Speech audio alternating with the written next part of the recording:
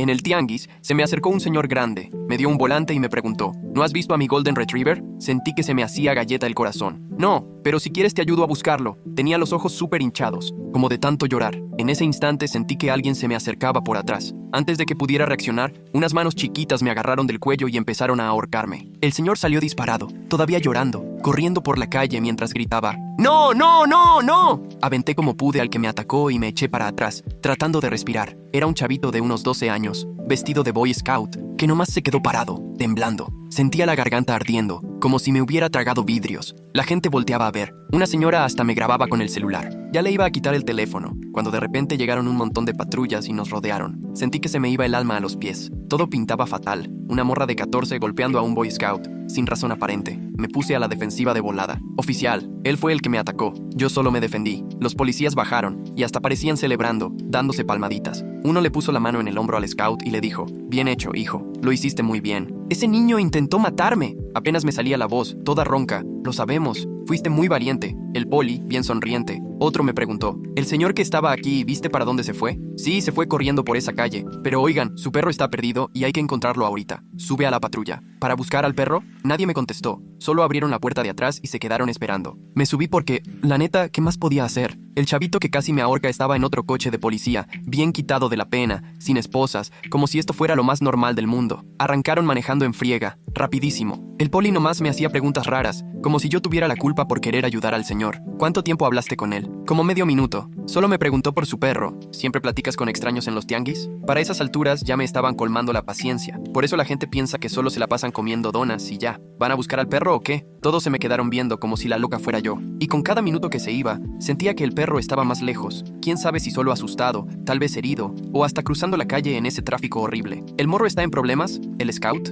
No, pero él me agredió. Deberías estar agradecida. Ya llevábamos como 10 minutos en la patrulla. Un montón para buscar a alguien que salió corriendo. ¿A dónde vamos? A encontrarlo. ¿Al señor o al perro? Silencio total. Mírenlo. Lo vi a lo lejos, a unas 3 cuadras del McDonald's, todavía en llanto. Los polis lo rodearon con sus patrullas. Se bajaron con guantes gruesos y empezaron a sacar botellitas de quién sabe dónde. El hombre solo decía, son gotas para los ojos. Son gotas. Se los juro. En la delegación salió todo a la luz. Me pasaron a un cuarto pequeño. Necesito enseñarte algo, me dijo la detective y giró su pantalla. Eran videos de seguridad del mercado esa mañana, justo cuando hablaba yo con el señor del perro. Le puso pausa. Checa su mano izquierda mientras platican. Se veía cómo metía la mano al bolsillo mientras yo le decía dónde quedaba el parque para perros, moviendo los dedos como buscando algo. ¿Ves? Estaba listo para darte algo. Kai, el Boy Scout que te salvó, reconoció ese movimiento. Me puso otro video, otro mercado, pero la misma historia, el mismo señor, el mismo buddy. Un niño como de 11 años hablaba con él. Pon atención al minuto 2. El señor vuelve a meter la mano en el bolsillo. Ahora sí le da algo envuelto en una servilleta al niño. Él lo abre, le da una mordida,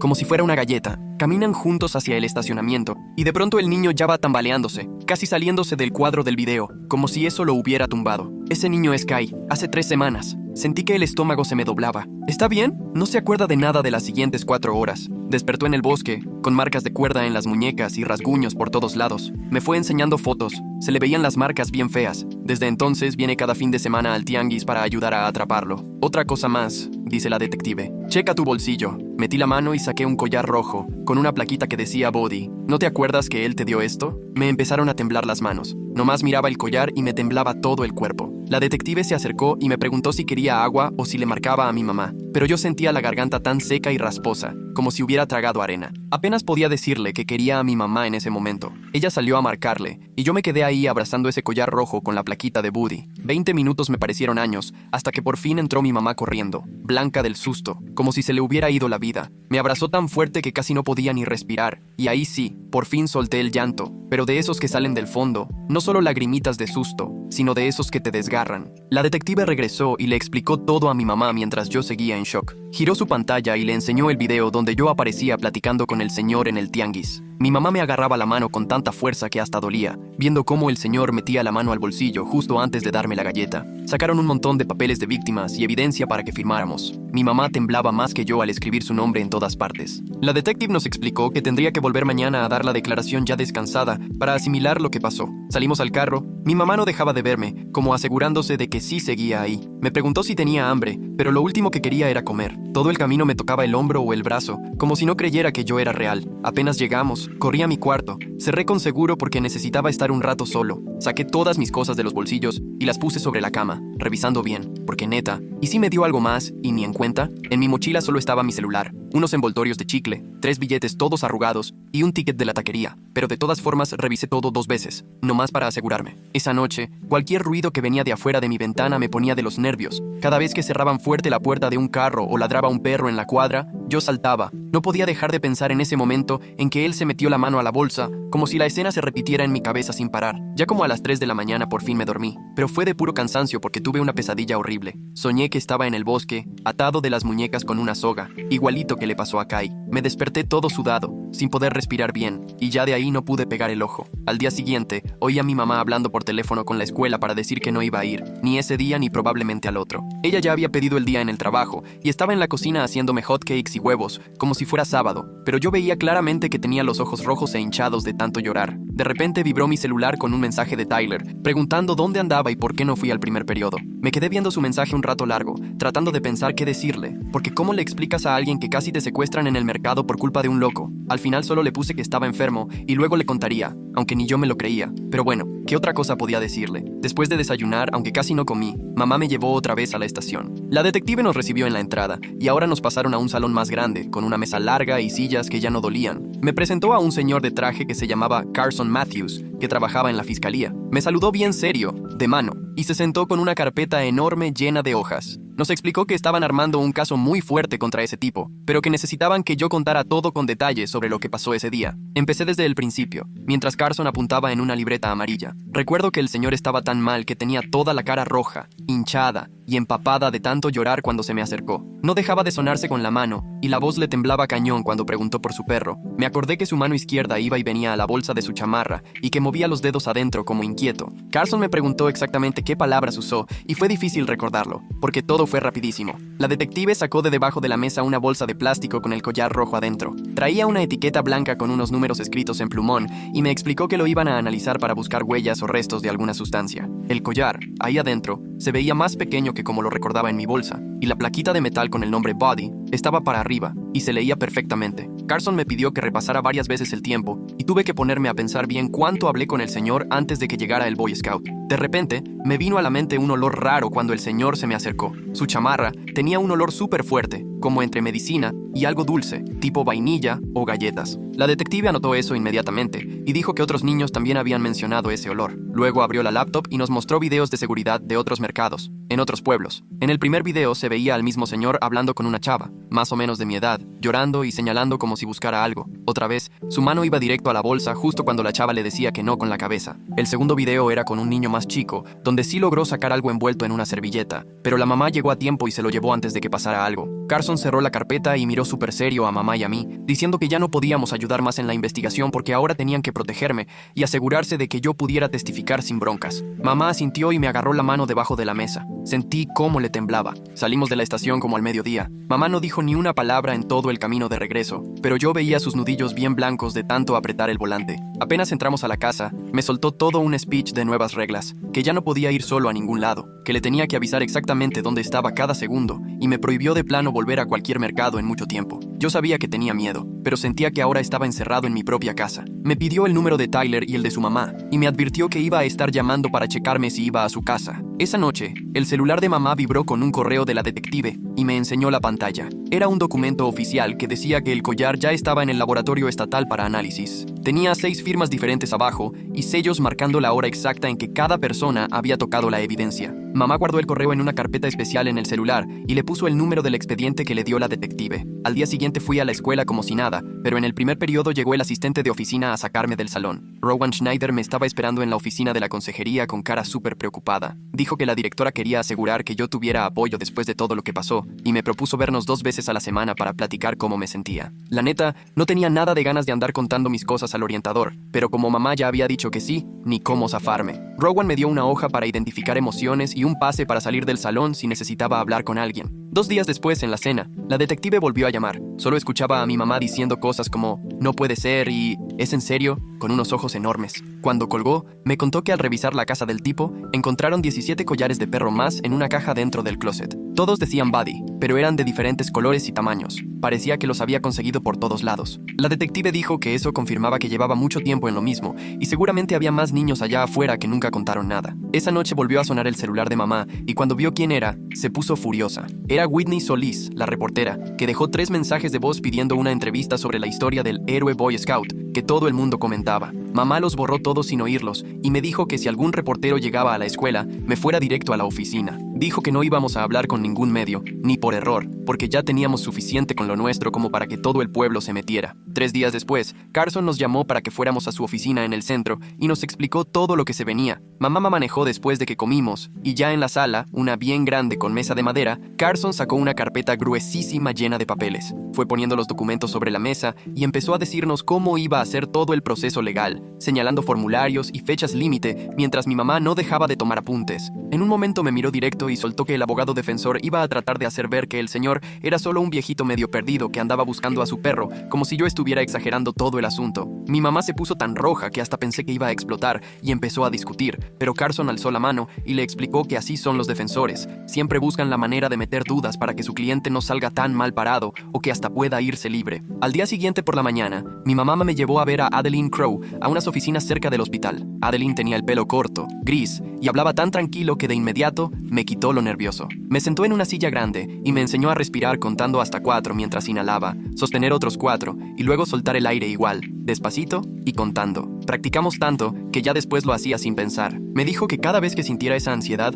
intentara con esa respiración para calmarme, y hasta me dio una hoja para que apuntara cuándo me asustaba y qué había pasado justo antes. 2 días después, mi mamá decidió que ya era momento de regresar al mercado porque, según ella, no podíamos seguir escapando de los miedos. Le dije que yo no quería, pero me insistió que solo iríamos rapidísimo por unos jitomates y una lechuga. El estacionamiento estaba lleno como siempre, y en cuanto bajé del carro sentí cómo se me apretaba el pecho. Caminamos rumbo a la entrada, y apenas vi los primeros puestos me empezó a faltar el aire. Las manos me temblaban horrible, y por más que intenté, no pude respirar bien. Mi mamá me tomó del brazo y nos regresamos directo al coche. No dijo nada en todo el camino de regreso, pero alcancé a ver que también a ella le temblaban las manos en el volante. Esa tarde, mientras hacía la tarea, la detective llamó y mamá puso el altavoz. Nos dijo que el laboratorio estatal ya había terminado de analizar el collar y le habían encontrado restos del mismo sedante que traían los goteros. El químico estaba por todos lados en el collar, así que eso quería decir que el tipo lo manipuló justo antes de darme la galleta con droga. Mi mamá preguntó si eso ayudaba en el caso, y la detective respondió que era fundamental, porque demostraba que sí fue intencional, que el hombre tenía todo planeado para drogarme en cuanto mordiera el anzuelo.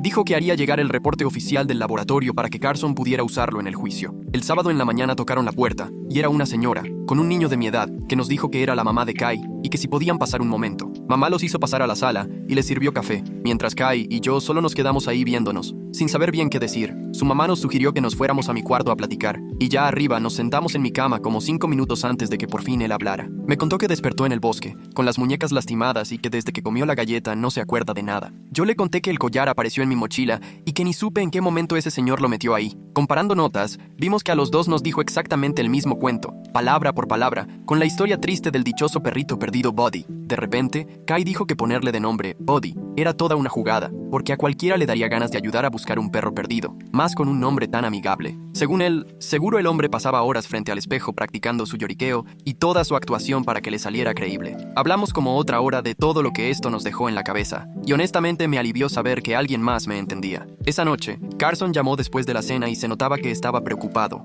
Nos dijo que el abogado defensor metió un papel para intentar que borraran todas las identificaciones del hombre hechas por la policía, porque según él no se hicieron bien. Carson nos explicó que es típico de los defensores buscarle cualquier error a todo, pero aunque me dijo que probablemente la jueza le iba a negar esa moción, igual sentí horrible solo de pensar que el tipo pudiera salir libre. Nos advirtió que había que estar preparados para cualquier cosa. 2 días después, la detective volvió a llamar con más resultados del laboratorio. El químico analizó el líquido de los goteros y encontró suficiente sedante para dormir a un adulto. Dijo que solo con unas gotas en la galleta yo habría caído inconsciente en minutos y que no despertaría en horas. Mamá preguntó de dónde sacó el hombre esa sustancia, y la detective le dijo que seguían investigando, pero pero que parecía que la estaba guardando desde hace mucho tiempo. La semana siguiente, Carson llamó para decir que tenía que ir a su oficina a ensayar mi declaración. Mamá me llevó saliendo de la escuela y Carson acomodó la sala como si fuera un tribunal, con las sillas en filas y él parado en el atril. Empezó a preguntarme lo mismo una y otra vez sobre lo que pasó en el mercado. Primero cómo hablé con el hombre, luego cómo me jaló Kai, después lo del collar. Varias veces me interrumpió y me hizo repetir, diciéndome que tenía que ser clarísimo con el orden. Me equivoqué 2 veces porque no me acordaba si el hombre metió la mano al bolsillo antes o después de que le ofrecí ayuda. Carson me dijo que no pasaba nada, que por eso estábamos ensayando,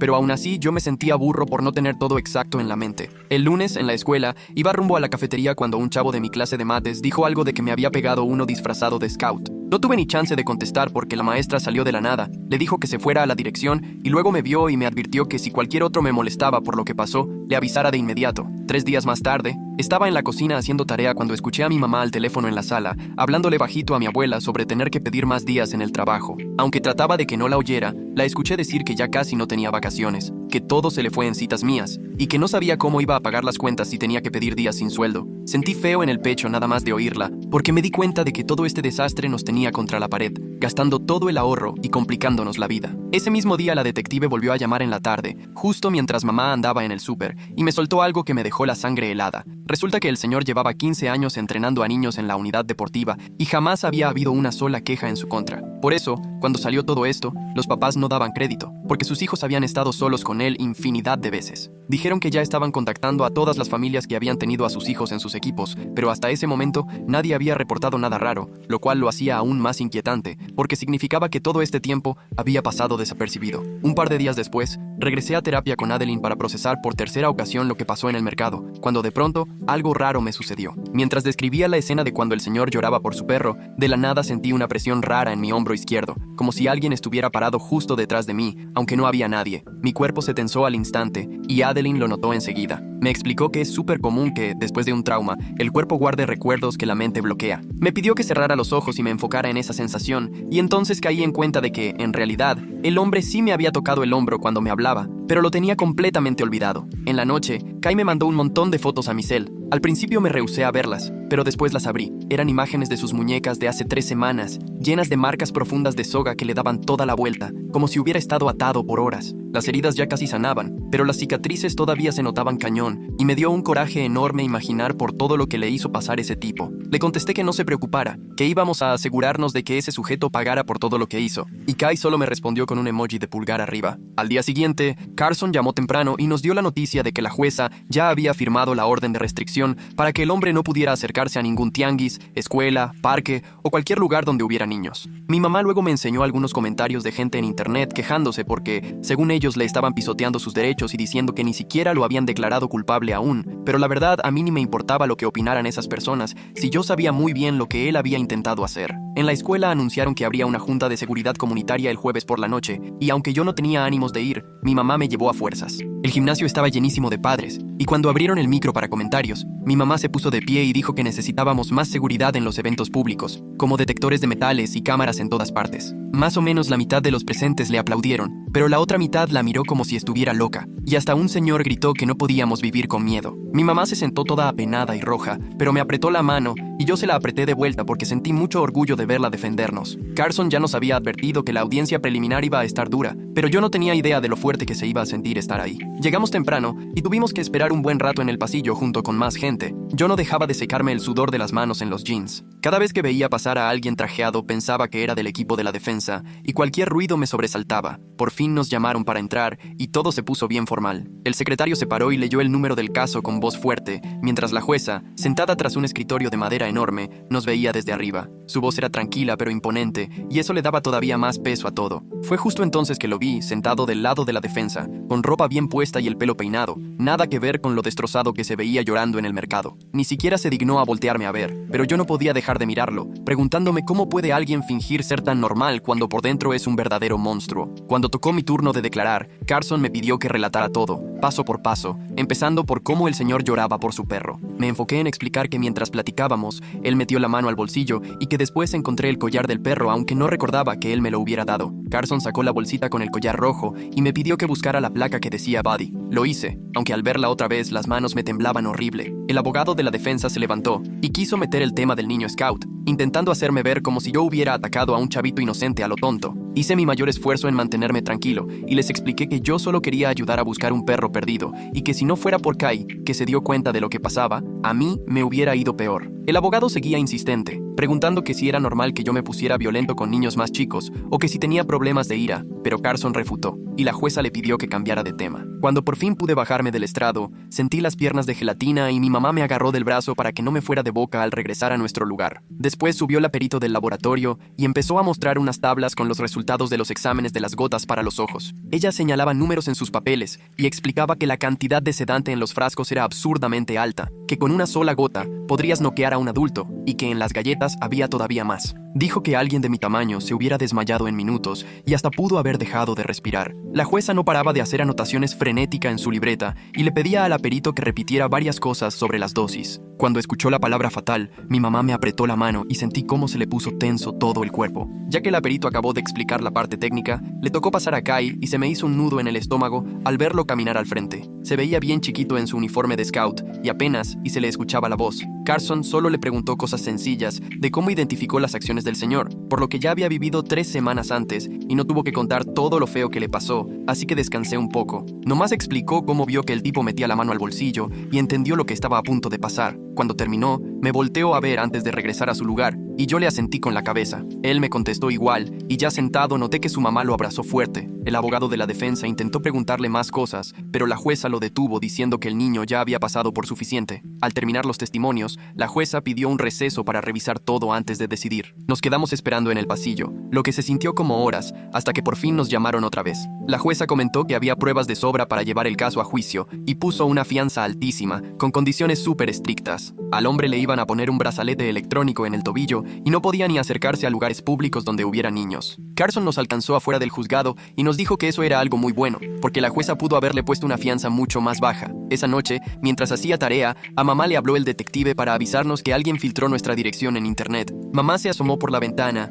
y ya había 3 camionetas de noticias afuera, con reporteros armando sus cámaras en el pasto. Le habló a la policía, pero le dijeron que técnicamente los reporteros no estaban haciendo nada ilegal por estar en la banqueta. Empacamos unas cosas rápido y nos fuimos a casa de mi tía, que vive como a 1 hora, y ahí nos quedamos un par de días. La policía logró que los reporteros se fueran después de aumentar los rondines en la colonia cada media hora. Cuando regresamos, aún pasaba gente despacito tratando de tomarle foto a la casa. Mi primera cita con Adeline después de la audiencia fue muy difícil porque yo brincaba con cualquier ruido en su consultorio. Me pidió que hiciera una lista de todo lo que ahora me disparaba el pánico, como los hombres llorando, el olor a medicina o cuando alguien metía la mano de golpe en los bolsillos. En esa sesión solo hicimos ejercicios de respiración y de cómo mantenerme aterrizada cada vez que algo de mi lista me molestaba. Me enseñó una técnica en la que cuento 5 cosas que puedo ver, 4 que puedo escuchar, 3 que puedo tocar, 2 que puedo oler y 1 que puedo saborear. Y la verdad, sí me sirvió cuando lo practiqué, aunque me daba pena hacerlo frente a ella. Carson le marcó a mamá al otro día para explicarle qué iba a pasar ahora con todo el asunto legal. Le dijo que, si el caso llegaba a juicio y ganábamos, el hombre podía estar hasta 20 años en la cárcel,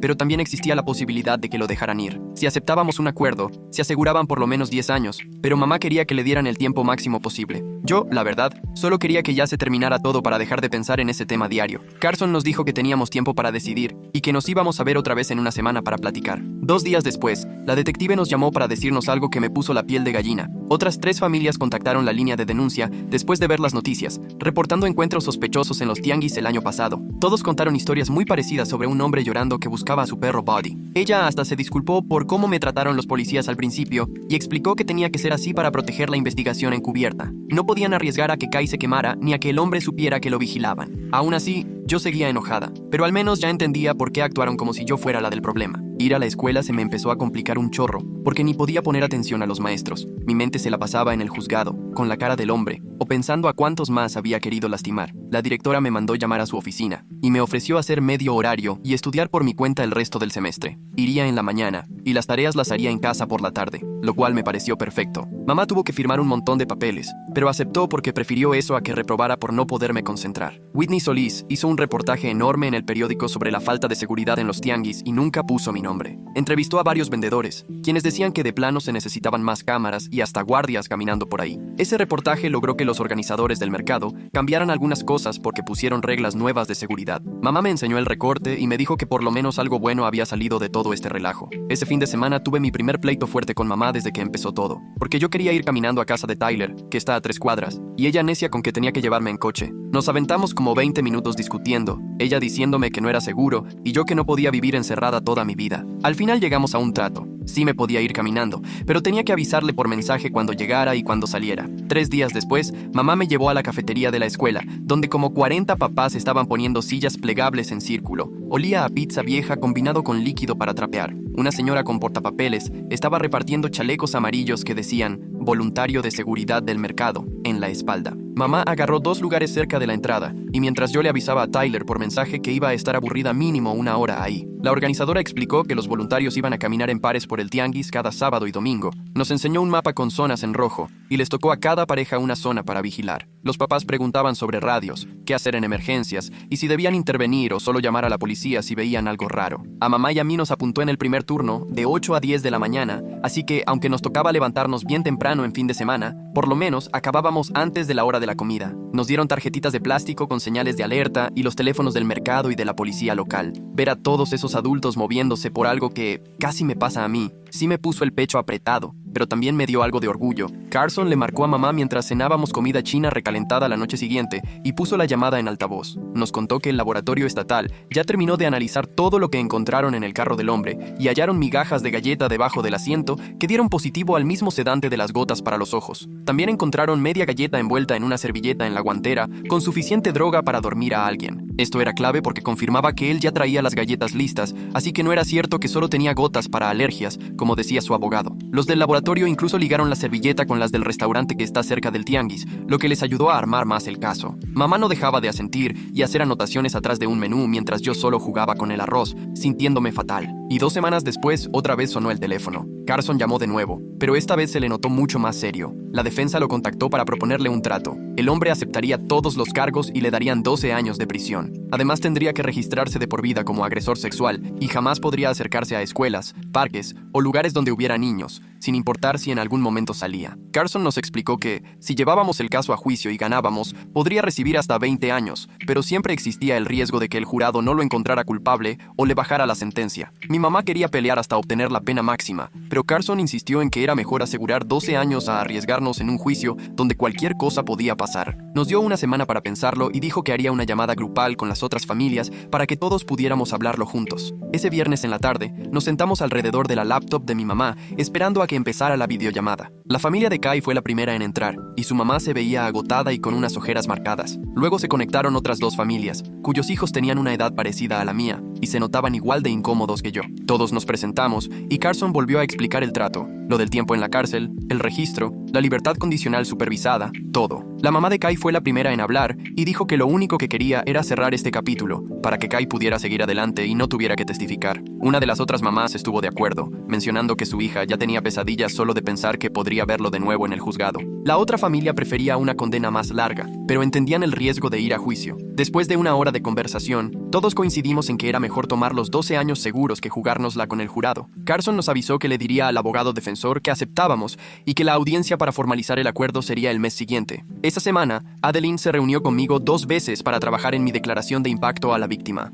Me pidió que escribiera todo lo que quería que el juez supiera sobre cómo esto había cambiado mi vida. Mi primer borrador era un rollo de 3 páginas sobre pesadillas, el tema de ese, el miedo a los desconocidos y cómo ya no confiaba en nadie. Ella me ayudó a recortarlo a una sola hoja, enfocándonos en ejemplos concretos de cómo mi vida diaria cambió por culpa de él. Practicamos leerlo en voz alta una y otra vez, porque siempre me soltaba llorando cuando llegaba a la parte donde decía que revisaba los bolsillos constantemente para asegurarme de que nadie hubiera metido nada. Me enseñó a respirar y a hacer pausas cuando sentía que iba a llorar, y a buscar a mi mamá en la sala del tribunal si necesitaba fuerza, no a él. Ya para la 4ª vez que lo practicamos, podía leer todo sin quebrarme por completo, aunque de repente la voz todavía se me cortaba. El sábado en la mañana mi mamá me sorprendió manejando hasta el estacionamiento del tianguis orgánico. Todo mi cuerpo se puso tenso y agarré la manija de la puerta, lista para bajar y decir que no. Ella prometió que íbamos a estar juntas y que si me sentía mal, nos íbamos en ese momento. Caminamos por la entrada donde el nuevo guardia de seguridad revisó nuestras bolsas y saludó a mi mamá por su chaleco de voluntaria. Lo primero que me pegó fueron los olores, pan recién horneado, flores y esa mezcla rara entre verduras y tierra. Sentía las piernas flojas, pero seguí caminando. pegadísima a mi mamá,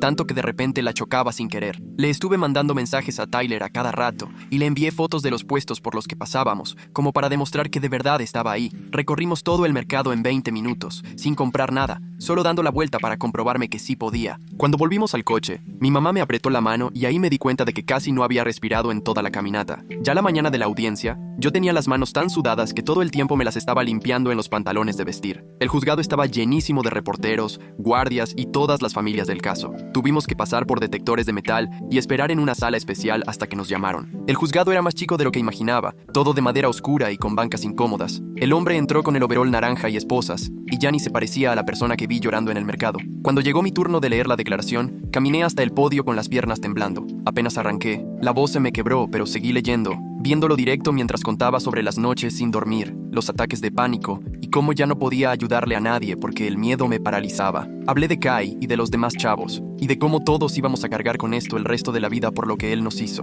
Al terminar y sentarme de nuevo, mi mamá me tomó la mano y no me soltó. El juez escuchó a todos, y luego aceptó el trato. 12 años sin posibilidad de salir antes, registro permanente y 20 años de libertad condicional, con condiciones estrictas para que no se acercara a niños nunca más. La mamá de Kai abrazó a la mía y las dos se soltaron llorando en lo que los alguaciles se llevaban al hombre. Carson nos fue a dar la mano y nos dijo que tomamos la mejor decisión al aceptar el acuerdo. Afuera de la corte, los periodistas gritaban preguntas, pero nosotros nos fuimos directo al coche sin voltear. El lunes en la escuela, todo se sentía raro por lo del juzgado. A la hora de la comida, el tipo que se había burlado de mí semanas antes se acercó a mi mesa súper incómodo y me murmuró que sus papás lo obligaron a leer todos los artículos sobre el caso y que sentía mucho haber sido tan grosero. Yo solo asentí porque, ¿qué le iba a decir? Los maestros todo el día se acercaban a preguntarme si necesitaba algo o si me quería desahogar. Esa tarde, la detective me llamó para ver si podía ayudarle revisando un nuevo folleto de seguridad para adolescentes, porque quería que alguien que había pasado por eso en serio le echara un ojo y viera si servía o solo eran las mismas advertencias de siempre. Le dije que sí,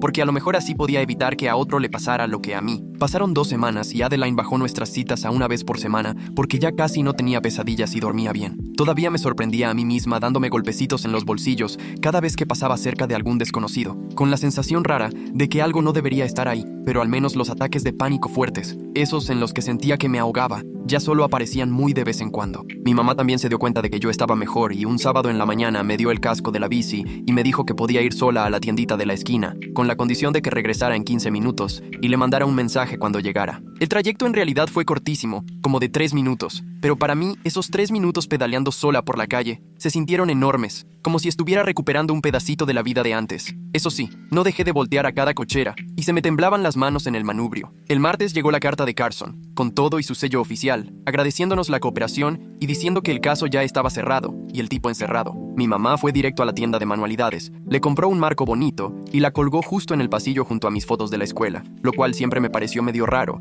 pero entendí que para ella era importante tener algo oficial, algo que demostrara que de verdad sí se había acabado todo esto. La perito que testificó habló a la escuela y los ayudó a armar una presentación sobre las evidencias y cómo funcionan las drogas, usando resultados simplificados de mi caso, pero nunca dijeron mi nombre. Ahí estaba yo, sentado en el auditorio, mientras ella explicaba que los sedantes me hubieran dejado inconsciente en minutos y viendo la pura ciencia ahí mismito en la pantalla grande, me cayó el 20 de lo cerquita que estuve de terminar como Kai, o hasta peor. Whitney Solis publicó un reportaje de seguimiento en el periódico del domingo, con una foto enorme del nuevo módulo de seguridad en el mercado y citas de la detective sobre cómo la comunidad se aplicó para proteger a los niños. Nunca mencionó mi nombre, pero sí habló de una joven valiente cuya reacción ayudó a atrapar a un abusador, y mamá recortó el artículo y lo guardó en su carpeta de recortes, esa que según ella no sé qué existe. Ese viernes, la mamá de Kai lo dejó en la arcade y pasamos 3 horas siendo niños normales, jugando carreras, tirándole al blanco con el rifle de juguete, comiendo pizza grasosa y tomando refresco como si no hubiera un mañana, sin tocar ni por un segundo los temas pesados que compartimos. No hacía falta hablarlo porque los dos sabíamos lo que habíamos vivido, y a veces con eso basta,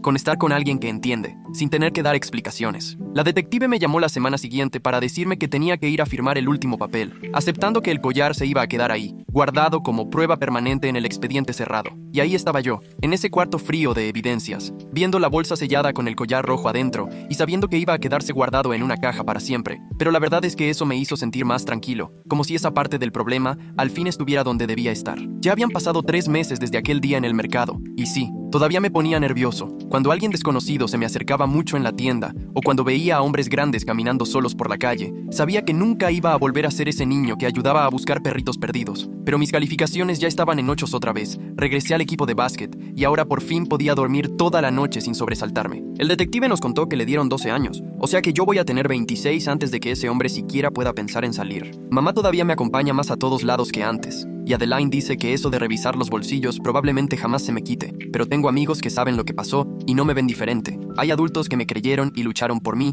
y sobre todo, aprendí que sobrevivir a algo horrible no te deja roto para siempre, simplemente cambias, ya no eres la misma persona de antes. Bueno, gracias por acompañarme y por echarte todas estas preguntas conmigo hoy. ¡Qué viaje! ¿A poco no? En fin, nos vemos la próxima. Si llegaste hasta aquí, déjame un comentario, me encanta leer lo que escriben.